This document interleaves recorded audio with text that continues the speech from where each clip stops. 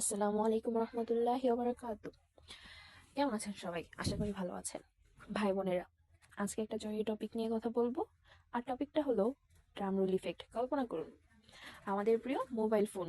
হ্যাঁ হ্যাঁ, ওই যে পকেটে থাকে, হাতে থাকে, বিছানায় থাকে, এমনকি বাথরুমেও থাকে। কি হাস্যকর! রাসূল সাল্লাল্লাহু আলাইহি সাল্লামের যুগে তো মোবাইল ছিল না, কিন্তু তিনি বলেছেন সময়ের মূল্য দাও। আর আমরা আমরা সময়কে মূল্য দিচ্ছি না, সময়কে রিলস দিচ্ছি। একটা সিন কল্পনা করুন, সকালে ঘুম ভাঙলো, অ্যালার্ম বাজছে, কি করলেন? প্রথমে আল্লাহর নাম নিলেন? না না, প্রথমে ফোনে তুলে নোটিফিকেশন চেক করলেন। আরে, রাতে কে কি পোস্ট করেছে, লাইক পড়েছে কয়টা, কে স্টোরি দেখেছে আমার। ফজরের রক্ত বেরিয়ে গেল, কিন্তু রিল দেখা শেষ হয় না।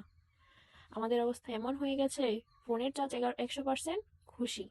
নিজের ব্যাটারি 10%, কোনো সমস্যা নাই।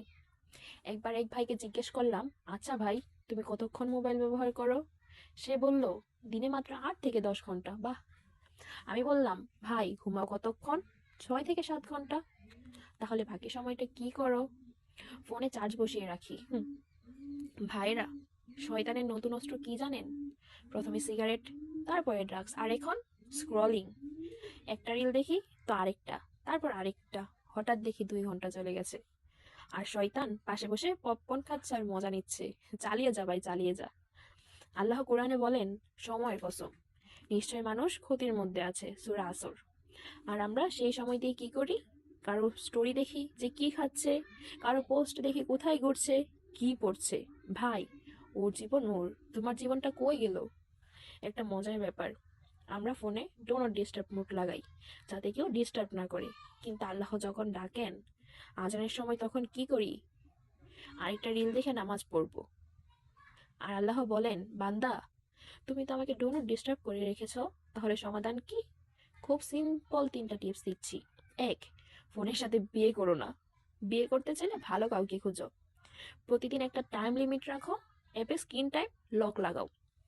2. রাতে ফোনটা অন্য রুমে রাখো, না হলে বিছানায় ফোন নিয়ে শুয়ে শুয়ে দেখবে।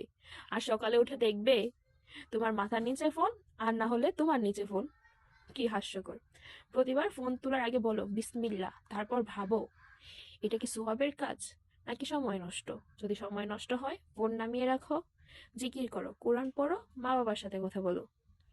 শেষ কথা, জীবনটা খুব ছোট। কিয়ামতের দিন আল্লাহ জিজ্ঞেস করবেন না তোমার ফোনের স্টোরেজ কত জিবি ছিল, বলবেন তোমার সময় দিয়ে কি করেছো। তাই আজ থেকে প্রতিজ্ঞা করি, ফোন আমার গোলাম থাকবে, আমি ফোনের গোলাম হব না।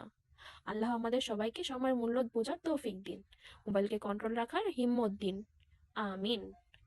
ওয়া আখির দাওয়ানা আনিল হামদুলিল্লাহি রাব্বিল আলামিন। আসসালামু আলাইকুম রহমতুল্লাহি ওয়া বারাকাতুহু।